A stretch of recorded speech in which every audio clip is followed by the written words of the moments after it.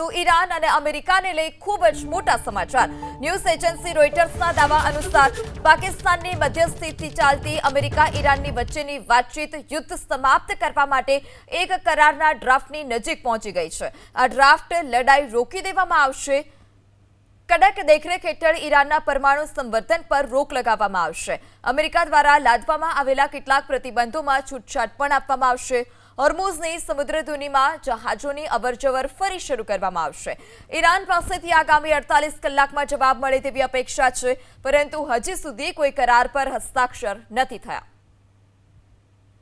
એક કરારના ડ્રાફ્ટની નજીક પહોંચી ગઈ છે। આ ડ્રાફ્ટ લડાઈ રોકી દેવામાં આવશે। કડક દેખરેખ હેઠળ ઈરાનના પરમાણુ સંવર્ધન પર રોક લગાવવામાં આવશે। અમેરિકા દ્વારા લાદવામાં આવેલા કેટલાક પ્રતિબંધોમાં છૂટછાટ પણ આપવામાં આવશે। હોર્મુઝની સમુદ્રધુનીમાં જહાજોની અવરજવર ફરી શરૂ કરવામાં આવશે। ઈરાન પાસેથી આગામી 48 કલાકમાં જવાબ મળે તેવી અપેક્ષા છે, પરંતુ હજી સુધી કોઈ કરાર પર હસ્તાક્ષર નથી થયા।